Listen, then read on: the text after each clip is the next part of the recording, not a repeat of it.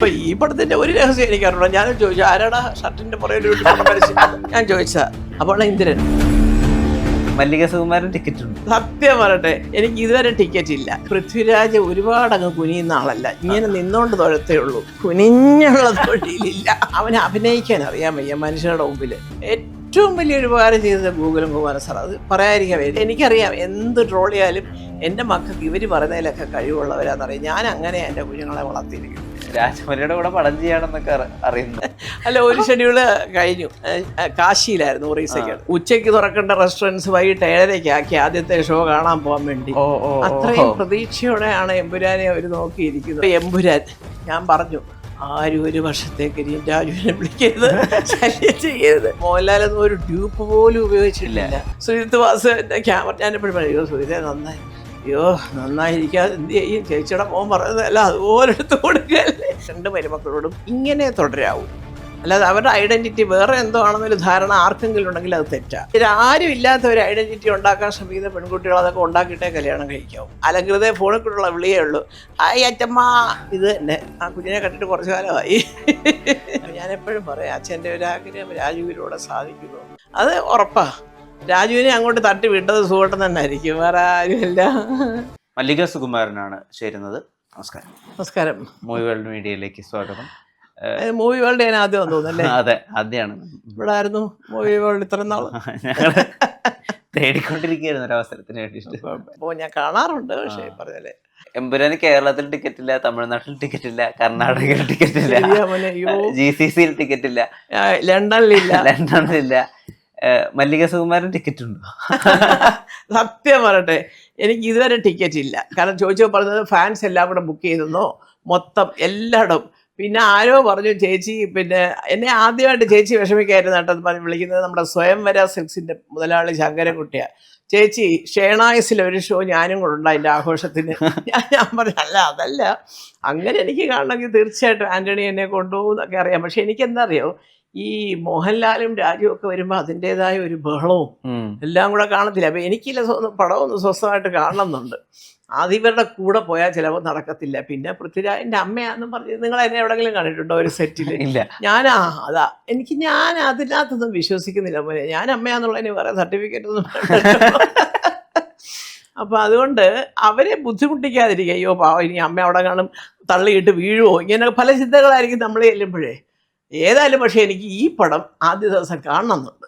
അത് ഏതെങ്കിലും ഒരു തിയേറ്ററിൽ പോയത് ഞാൻ കാണും തീർച്ചയായും. ടിക്കറ്റായിട്ടൊന്നും കിട്ടിയിട്ടില്ല കയ്യിൽ. പക്ഷെ ഞാൻ വരുന്നു എന്ന് പറഞ്ഞാൽ ഒരു സംവിധാനം ആരെങ്കിലും ഉണ്ടാക്കും, എൻ്റെ മക്കളെങ്കിലും ഉണ്ടാക്കും. നിലവിൽ ഇതുവരെ ഒരു ടിക്കറ്റായിട്ടൊന്നും കൈ കിട്ടിയില്ല. അയ്യോ ഒന്നുമില്ല. നോക്കുമ്പോൾ കാണാം അവിടെ ബുക്ക് ചെയ്ത് ഇവിടെ ഫുള്ളാന്ന്. എനിക്ക് ചിരി വന്നതാ, അമേരിക്കയിലെ ഫസ്റ്റ് ഷോയ്ക്ക് ടിക്കറ്റ് ഇല്ല എത്രയോ തിയേറ്ററിൽ. അപ്പോൾ ഞാൻ ഈ പഠിച്ച കോളേജിൻ്റെ ഒരു ഗ്രൂപ്പുണ്ട്, ഞാൻ പറഞ്ഞതാ, വിമൻസ് കോളേജ്. ഞങ്ങളുടെ ഗ്രൂപ്പിലുള്ള കുറേ പേര് അമേരിക്കയിലുണ്ട്, ഗൾഫിലാണ് ഒരുപാട് പേര്, UK ഓസ്ട്രേലിയ ഉണ്ട്, അയർലൻഡിലുണ്ട്. എല്ലാവരും പറയുന്നത് ഇവിടെ എല്ലാം ഉണ്ട് എമ്പുരാനെന്ന് പറഞ്ഞുകൊണ്ടിരിക്കും. അപ്പം ഞാൻ വിചാരിച്ചു ഈശ്വര, അവർ കാണുന്ന സമയത്തെങ്കിലും എനിക്കൊന്ന് കാണാൻ പറ്റണം, ഇല്ലെങ്കിൽ എല്ലാവരും ബുക്ക്. ഇപ്പോൾ UK ആ ടിക്കറ്റിൻ്റെയൊക്കെ ഫോട്ടോ എനിക്ക് വന്നിട്ടുണ്ട്. ആദ്യത്തെ 2 ദിവസവും 3 ഷോ വെച്ച് അത് ഫുള്ളാണ്. എന്നിട്ട് ചിലരൊക്കെ ഉച്ചയ്ക്ക് തുറക്കേണ്ട റെസ്റ്റോറൻറ്റ്സ് വൈകിട്ട് 7:30 ആക്കി ആദ്യത്തെ ഷോ കാണാൻ പോകാൻ വേണ്ടി. അത്രയും പ്രതീക്ഷയോടെയാണ് എമ്പുരാനെ അവർ നോക്കിയിരിക്കുന്നത്. അപ്പോൾ ഈശ്വര, ആ പ്രതീക്ഷകളൊക്കെ ദൈവം അതുപോലെ തന്നെ നേരെയാക്കി കൊടുക്കട്ടെ എന്ന് പ്രാർത്ഥിക്കുന്നു. എമ്പുരാൻ മലയാളത്തിന്റെ ഏറ്റവും മുതൽ മുടക്കുള്ള സിനിമയാണ്. നിലവിൽ ഏറ്റവും അധികം പ്രീ ബിസിനസ് നടന്ന സിനിമയാണ്. മറ്റുള്ള ഭാഷകളുടെ ആളുകൾ പോലും ഉറ്റുനോക്കുന്ന ഒരു മലയാള സിനിമയാണ്. അടുത്ത ലെവലിലേക്ക് കൊണ്ടുപോകുന്ന പ്രതീക്ഷിക്കുന്ന സിനിമയാണ്. അപ്പൊ ഇവിടെ എല്ലാം പൃഥ്വിരാജിന്റെ ഒരു കോൺഫിഡൻസ് ഉണ്ട് അദ്ദേഹത്തിന് ഈ പ്രൊജക്ടിനെ. അല്ല അത് ശരി, അതുണ്ടായിരുന്നു. ആദ്യമേ തന്നെ പറയുന്നത് ഇല്ല അമ്മ ഈ പടം അങ്ങനെയാണ് ഇങ്ങനെയാണ്, ലാലേട്ടൻ ഇത്ര ഇതായിട്ട് സഹകരിക്കുന്നില്ല, ആൻ്റണി ചേട്ടനാണ്. ആൻ്റണി ആണെങ്കിൽ എല്ലാം പറയുന്ന എല്ലാം റെഡിയാക്കി കൊടുക്കുന്ന ഒരു പ്രൊഡ്യൂസറും കൂടെ. ഓഫ് കോഴ്സ് അത് തീർച്ചയായിട്ടും ഇത്രയും വലിയൊരു ഹീറോയുടെ പടം നന്നാവുക എന്നുള്ളത് എല്ലാവരുടെയും ആവശ്യമാണ്, ആശീർവാദിനും ആവശ്യമുണ്ട്.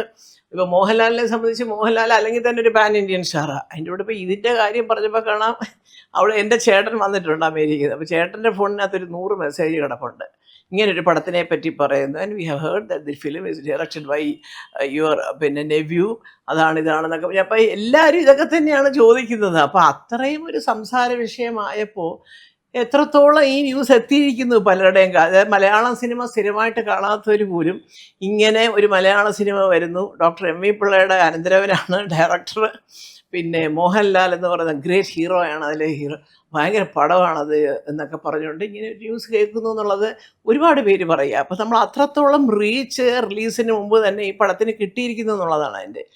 അത് ഈ പറയുന്ന പോലെ മലയാള സിനിമയ്ക്ക് ആ തരത്തിലുള്ളൊരു മാറ്റവും ഒരു പ്രശസ്തിയും പേരും എല്ലാം കൊണ്ടുവരാൻ ആശീർവാദ് സിനിമയ്ക്കും മോഹൻലാലിനും പൃഥ്വിരാജിനും കഴിയട്ടെ എന്ന് ഞാൻ പ്രാർത്ഥിക്കുന്നു. എമ്പുരാന്റെ ബഡ്ജറ്റ് അത് മലയാള സിനിമ ഇതുവരെ കേട്ടുകേൾവി വലിയ അവര് പുറത്തുവിട്ടിട്ടില്ലെങ്കിലും ഒരു വലിയൊരു ബഡ്ജറ്റ്. അപ്പൊ ഇത് എടുക്കുന്ന ഒരു റിസ്കോ അല്ലെങ്കിൽ ഇത് എടുക്കുന്ന ഒരു ഉത്തരവാദിത്വമോ ഒന്നും പൃഥ്വിരാജിൽ ഇതുവരെ ഒരു ടെൻഷനായിട്ട് നമ്മൾ കണ്ടിട്ടില്ല. കോൺഫിഡൻസ് ഇതിന് അദ്ദേഹത്തെ പ്രാപ്താക്കുന്ന അദ്ദേഹത്തിന്റെ പ്ലാനിങ് ആണോ? തീർച്ചയായിട്ടും അതെ. കാരണം രാജു ഒരു പടം പ്ലാൻ ചെയ്യുമ്പോഴേ ഇന്നതുപോലുള്ള കാര്യങ്ങൾ ചെയ്യണം, ഇച്ചിരി പൈസ ചിലവാ ചേട്ടാ നല്ലത്, അങ്ങനെ പോന്നാ നല്ലത് എന്ന് പറഞ്ഞിട്ട് അങ്ങ് പോകുന്നെങ്കിൽ അതിൻ്റെ അർത്ഥം അവന് വിശ്വാസമുണ്ട്, കൈനഷ്ടം വരാതെ എന്തെങ്കിലും തരത്തിൽ കൂടെ ദൈവം അത് കൊണ്ടുവരും, ഇത് പടം അത് കിട്ടും. കാരണം അത്രയ്ക്ക് പ്ലാൻ ചെയ്ത് ഓരോ സ്ഥലത്തും റിലീസ് അടക്കമുള്ളത് ആൻ്റണിയും മോനും നമ്മുടെ മോഹൻലാലും അവരുടെ കമ്പനിയും അവരുമായിട്ട് സഹകരിക്കുന്ന ഡിസ്ട്രിബ്യൂഷൻ കമ്പനി എല്ലാവരും ഒന്നിച്ചിരുന്ന് തന്നെ പ്ലാൻ ചെയ്യുന്ന, അല്ലാതെ അവനിട്ടേച്ച് പോയി ഇവരുടെ ഏറ്റവും വലിയൊരു ഉപകാരം ചെയ്തത് ഗൂഗിളും കുമാരൻ സാർ. അത് പറയാതിരിക്കാം. എനിക്ക് അദ്ദേഹത്തിന് ഞാൻ ഈയിടെ അദ്ദേഹത്തിൻ്റെ കൂടെ എനിക്ക് അദ്ദേഹമാണ് എനിക്കൊരു അവാർഡ് തന്നതൊക്കെ, അതിപ്പോഴല്ല 5-6 മാസം മുമ്പാണ് ഞാൻ പറയുന്നത്. അപ്പം ആ ഒരു കൂട്ടായ്മയിലൂടെ അവന് കിട്ടുന്നൊരു കോൺഫിഡൻസ് ഉണ്ടല്ലോ. ഞാൻ സംവിധാനം ചെയ്ത ഒരു പടം, ഓഫ് കോഴ്സ് ലാലിനോടും അല്ലെങ്കിൽ രാജുവിനോടും ആൻ്റണിയോടുമുള്ള സ്നേഹവും അടുപ്പവും ഒരു ഭാഗത്ത്, എങ്കിലും ഇതിൻ്റെ ഡയറക്ടർ ഒരു കൊച്ചു പയ്യനാ എന്തായി പോകും എന്ന് തോന്നിച്ചിട്ടില്ലല്ലോ ആർക്കും. അത് ഒന്നാമത്തെ കാര്യം. ലൂസിഫർ, പിന്നൊന്ന് മോഹൻലാലിന് അവനെക്കുറിച്ചുള്ള അഭിപ്രായങ്ങൾ, ആൻ്റണിക്കുള്ളത്, ഇതൊക്കെ വലിയ പ്ലസ് പോയിന്റ്സ് ആണെന്നല്ല. അപ്പം ഇതൊക്കെ വെച്ചോണ്ട് ഈ പറയുന്ന പോലെ ബജറ്റ് ഒരു പ്രശ്നമാക്കാതെ ഒരു പടം എടുത്തു. പക്ഷേ രാജുവിന് നല്ല വിശ്വാസമുണ്ട് ആ ബജറ്റ് കൈ നനയാതെ അല്ലെങ്കിൽ ഒരു നഷ്ടം വരാതെ അത് ആൻ്റണിക്ക് തിരിച്ചു കിട്ടുമെന്നുള്ള കോൺഫിഡൻസ് ഉണ്ട്. അത് എനിക്കും ഉണ്ട്, തീർച്ചയായിട്ടും കിട്ടും. ഈ സിനിമയിലെ ഒരു പ്രധാന ഘട്ടത്തിൽ അല്പം പ്രശ്നം വന്നപ്പോഴാണ് ഗോകുലം ഗോപാലൻ ഇടപെടുന്നത് നമ്മളൊക്കെ മനസ്സിലാക്കിയിട്ടുള്ളത്. ആ സമയത്ത് മല്ലികമ്മ ഇതുപോലെ പൃഥ്വിരാജിനോടും ആന്റണി പെരുമാറിനോടൊക്കെ സംസാരിച്ചിരുന്നു. ശരിക്കും അങ്ങനത്തെ പ്രശ്നം? ഞാൻ അങ്ങനത്തെ ബിസിനസ് കാര്യങ്ങളൊന്നും ഞാൻ സംസാരിക്കാറ്. പക്ഷെ എനിക്ക് ഗോപാലൻ തന്നെ അറിയാവുന്നത് കൊണ്ടും അല്ലാതെ എനിക്ക് പരിചയമുള്ളത് കൊണ്ടും ഞാൻ അന്നേരം കേട്ടതെന്ന് വെച്ചാൽ ഈ ലൈക്ക പ്രൊഡക്ഷൻസിന് കുറച്ച് എന്തോ ഒരു ഫിനാൻഷ്യൽ കമ്മിറ്റ്മെന്റ്സ് കൂടി. 2 പടം വന്നില്ലേ, രജനി സാർ പടം പിന്നെ അജിത്തിന്റെ പടം. അപ്പൊ പെട്ടെന്ന് അവർക്ക് ഇത് റിലീസ് ചെയ്യണം എന്ന് പറഞ്ഞപ്പോൾ ഉള്ളൊരിതാണ്. പക്ഷെ എന്നാലും അവരെ കൊണ്ടാവുന്ന സഹായങ്ങളെല്ലാം അവരിപ്പോൾ ചെയ്യുന്നു എന്നാണ് ഞാനും കേട്ടറിയുന്നതും വായിച്ചറിയുന്നതും. അപ്പോൾ അത് അന്നും. പക്ഷെ ഗോപാലൻ ചേട്ടൻ അതുകൊണ്ടൊന്നും അല്ല. ഇങ്ങനെ ഒരു പടം വന്നപ്പോൾ അത് ചേട്ടന് വ്യക്തിപരമായ അടുപ്പങ്ങൾ അതിനൊരു മുൻഗണന കൊടുത്തു.